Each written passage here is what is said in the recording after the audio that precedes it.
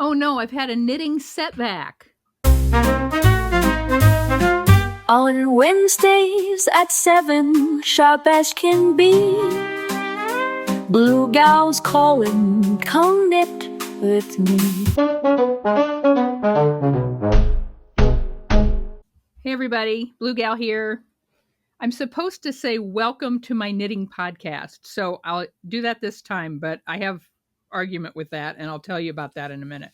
Yeah, I've had a knitting setback. I cast on yesterday for the April uh, Grocery Girls Sock Bash knit along, and I was going to use this yarn, which is Opal, um, to make the simple Skype socks, which is a pattern I've never knit by this designer before, and that's the theme this month is a designer you've never knit before. And I cast on yesterday and I played with it and I started knitting the pattern. And I don't blame the pattern for this. The pattern is very clear, but I can't see what I'm doing with this yarn and this pattern. The slip knit yarn over pass slip stitch over is just not visible to me as I'm going. And so when I got to the round where I could not see the yarn over, it wasn't showing up and it was just I couldn't see it. And so this has to be set aside. I ripped out probably only 2 inches of knitting, so it's not that big a deal. But starting over again is a pain in the butt. I'm not happy about it, but I am happy that I almost immediately found another pattern to knit. And I'm going to knit, this is a brand new pattern out this week on Ravelry. It's called the Slow Days Sock. It is a 2x2 rib that goes all the way down to the toe.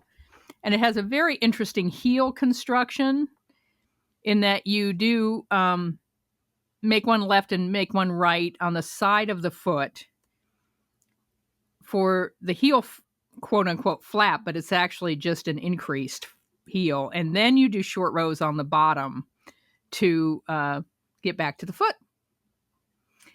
And so I've never done a construction like that. That looks like a lot of fun and kind of interesting. The pattern looks clear enough. And of course, it's looks great on striped or solid yarns. So still going to use this this yarn, same yarn, Slow Days Sock. It is designed by Ekaterina Trefilova. And it's a free pattern on Ravelry, Slow Days Sock. I'm linking it below.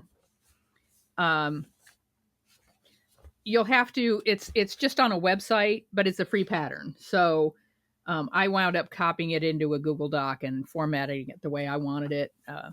I think when somebody does a free pattern, they shouldn't have to create a PDF. You can do that yourself if it's free. I'm okay with that. Okay, I bought skein yarn this week, which I didn't, it was total impulse buy, but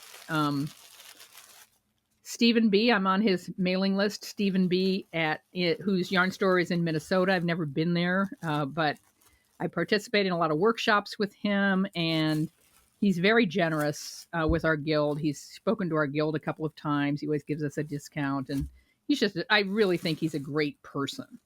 And I'm on his, like I said, I'm on his mailing list. I'm always seeing what he has going on. And so he had a new yarn by a whimsical wood yarn company. This is called Serotonin Sock. And all of these colors have the word shit in them. This one is called I Don't Have Time for Your Shit. It's purple and teal. It's maybe kind of hard to see in this color, but it's purple with a teal stripe. And also, I really like how they made the white part of the yarn a feature rather than, I hate it when you unwrap and unwind a skein of hand knit yarn and there's that little white spot. But they just took advantage of that and said, okay, we're going to have a white speckled stripe in there, which is great. and 75 merinos, 25 nylon. So it's perfect for socks, but I think this is going to be a hat. And and the reason I bought it is I saw that I don't have time for your shit. I'm like, this is going to be sold out in a week, and indeed it is. They two of their 7 colors are sold out. The one with purple and the one with navy. So, um, I'm sorry that I'm showing you something that you can't get right now, but yeah, it's going to be a hat, and I'm very happy to have it. And it was $29, so that's $5 or $6 cheaper than a lot of sock yarns of this quality, and probably $10 cheaper than it's going to be next week. That's all I'm going to say. I don't know what tariffs. Don't get me started. Okay. I told you guys. Let's stay on the sock theme. I did finish the March socks, sporty stripes. They're done. Very nice earth yarn sock, and they match. The stripes match. So happy with those. I hope I'll be happy with the April socks eventually. And I did tell you guys that I was going to figure out how long it took me to make the this square. And this is the mitered crosses blanket that I'm working on, um, done by Modern Daily Knitting. And I pulled out a new skein of the variegated, and look what it did. It made a very nice matching uh, corners to the mitered. This took me 2 days of knitting, Sunday and Monday to finish. So, and it's because there's just a lot of counting when you do miter squares. The stitch count is different on every row, and you're knitting back. It's garter. Garter is quick, but the counting takes time, and you have to pay attention to how many stitches you have, and that you're matching on either side of the marker. So if you've made miter squares, you know what I'm talking about. But it's fun. It's a fun knit, and I'm going to take it with me on the car trip this weekend. I am going to Chicago this weekend for Stitch Up Chicago. There's a whole bunch. Yarn Con is this weekend. I'm probably not going to go to that, but I am doing Stitch Up for the first time. And Stitch Up, I'm also taking a class, and I'll talk more about all of that next week. Stitch Up, I have no clue as to what it's going to be like. It's a day-long thing where they ask you not to bring any yarn or needles because they provide everything. And they have a section for one yarn company and another yarn company, and then they have a section for indie dyers, and they provide needles, they provide scissors, and they provide patterns, and you play with yarn and do yarn tastings all day. And it was relatively inexpensive to do it, and so I signed up, and Driftglass is going to be my chauffeur and take me up, and he's going to tootle around Chicago all day on Saturday. And it'll be interesting to see because it was inexpensive, and I think that's because the yarn tasting serves their purpose, that they're getting experienced knitters to play with their yarn so they can see how it works, what is appealing, and so forth. So it's a push me, pull you exercise in we get to play with yarn, and they get to see what yarn we're playing with and how it's working for us. So, and I have no problem with that. I mean, they're feeding us and making this available at a discounted rate, really, for a day long of knitting stuff. So, yeah, but I'll talk more about that next week and let you know what happened, and I'll bring to you all the yarny goodness that I pick up. So Sunday, when I was working on this mitered crosses blanket square, I decided to tune into a bunch of knitting podcasts and just stream them. And I was particularly interested in finding kind of these meta podcasts that talk about other knitting podcasts. So, and what qualities people liked in knitting podcasts and what qualities they didn't like. And I found it very instructive in terms of my own podcast and what I'm doing. And there were 5 things that I came away um, with that I wanted to share with you. And I'm not going to link to any of these podcasts because some of them were uneven and I really don't want to get into quality. Um, but if you go and look at, my favorite knitting podcasts, I'm sure you will be watching the same kind of podcast that I watched on Sunday. Uh, One of the things that everybody said was it's better for knitting podcasts on YouTube if you keep them short, keep them to under 30 minutes. And I try very hard to do that with this podcast. So that's a check. Check that off. The second thing I noticed in all of them and in many of the podcasts I watched that day was introducing yourself and saying this is a knitting podcast and saying what you do. And all of that for me is in the title of this podcast. It's Bluegal's Knitting Podcast. So if you click on that, that's what you're getting. I am someone who, first of all, I've been doing audio podcasting since 2010. And on our audio podcasts, we work very hard to be getting into actual content of our shows within 1 minute. We have a little musical interlude. We have a joke. We have how to get in touch with us, what our website is, but all of that happens in the first 45 seconds. And because I don't have the patience myself for more than that, for ads, for whatever. I want to be boom, let's get to it. And so spending a lot of time to being going, hi, this is Bluegal. I'm a knitter. I do this. I've been knitting this long. I'm going to do whatever. I'm not going to do that. Just not. And I don't mind it with other podcasts, but I start to wonder if that's going on for more than 2 minutes, what they're doing here. Is this a warm up for them, for the podcaster, to get comfortable with talking in front of a camera, in which case it's time to start over. And then the other thing that came up was frequency. And someone suggested don't publish weekly. If you don't have finished objects, don't put up a podcast. Well, there are two sides to that. One is this, yes, doing a audio or a visual, a video podcast is a lot of work. It just is. And many of the podcasts I watched put in a tremendous amount of post-production time into their podcasts. They either edit out all of the ums, they edit out, either whether they do it automatically with some software or whatever. There's all these jump skips between sentences, which I know for younger people is a thing. I just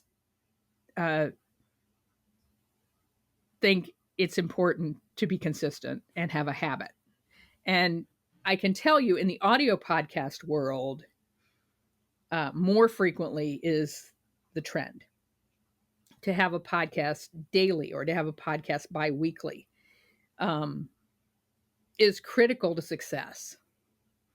So I like doing these podcasts every Wednesday because of having the habit of doing it keeps me consistent. And someone was complimenting a podcast. Oh, this is one of my favorite podcasts, but she hasn't done one in 9 months. I'm like, she's gone. He's gone. So I don't know. I think it doesn't really matter from the standpoint of if you have fans that are going to click on you whenever you put something up, and you're particularly, look, I'm 61 and my kids are grown. So, and I do podcasts all week. So this is a part of my lifestyle. You have kids, if you have special needs parents or family, or you have an issue and you're just doing this podcasting to keep you sane, totally do what you can do. But if you're doing this as a serious podcaster, as someone that wants consistency in their podcasting life, I think posting weekly is what you do. And then this is my own pet peeve about knitting podcasts, which is we talked about don't waste your viewers' time with a lot of intro material. Please stop apologizing on your podcast. Please. It is so unnecessary to apologize for I'm sorry I haven't been here. I'm sorry I haven't posted in a couple of weeks. That is just I want to hear about your knitting. I want to hear about the yarn you're using. I want to hear what you got done. And I don't want to hear I'm sorry. I don't want to hear about all the things that stopped you from podcasting. It's a knitting podcast. Talk about knitting. And yeah, there are personal stories you might want to include in your knitting podcast. It's your podcast. You can say what you want, but I have seen podcasts that I really like, sock knitting podcasts that I just adore everything they make. And every podcast starts with an apology, and it's just not necessary. Please stop. And I'll leave a comment on that podcast. I'm willing to do that, to just say, I love your podcast. Please stop apologizing. I don't know what's going on. The other thing that I saw in 3 or 4 podcasts was a backlash against petite knits. I've never knit a petite knits pattern, but I understand that they are very popular, very well edited.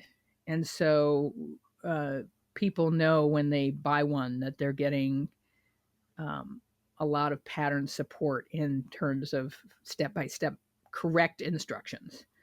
But I also know that petite knits is a fad, and that the popularity of those is waning because everybody's knitting them. And I mean, this is the thing. There are fads in knitting, just like there are fads in anything else. Everyone was knitting the emotional support chicken for a while. When I started knitting in the 80s, everyone was knitting this peacock washcloth. And I didn't knit one, but everybody had, like, on the knit list. This was back when the knit list was a thing. And that's all you had out there on the internet. And everybody was knitting this washcloth. So fads happen, knit what you want. But I did know that there was just this trend of, wow, what did we knit before everybody was knitting petite knits? Like, what happened there? And that's just, I think it's just, trends. And look, Ravelry has on their front page of pattern, on the patterns page, the hot patterns for what's popular. And I always check that out because oftentimes, I mean, I think that's where I found this one. Oftentimes, it's a new pattern that's just gotten hot. And it's because it's simple or it's great or it's fitting a need with people's stash and people want to try it out. That's good information. So, yeah, I don't have a problem with that. All right, I'm going to get back to my sock, but first I want to read to you, as I always do. And this one I'm going to come back to a lot. This is Knitting Yarns, Writers on Knitting, edited by Ann Hood, Knitting Yarns. I'm going to read just a little bit. This is, let's see who wrote this. I think Ann Budd wrote this article. Yeah, Ann Hood. Excuse me, I keep saying Ann Budd. Ann Hood wrote a piece called 10 Things I Learned from Knitting. And I'm just going to read number 10 today. Casting off. It's what you do when you finish knitting. You cast off the stitches.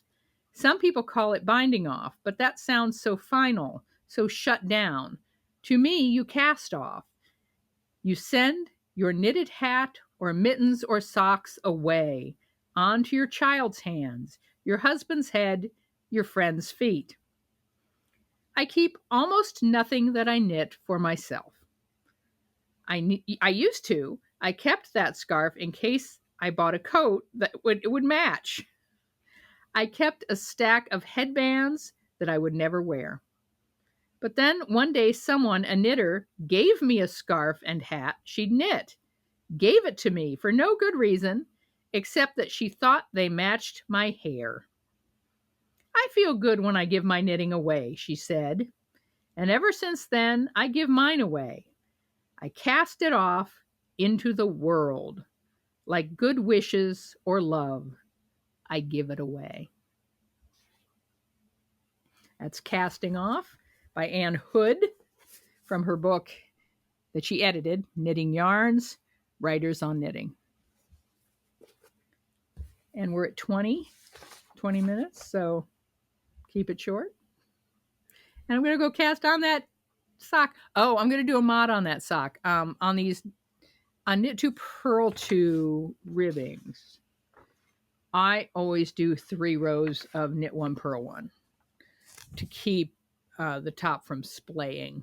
So I'll be doing that modification on these. But time to go casting on and start over. And I'll show you next week where I'm at. Bye.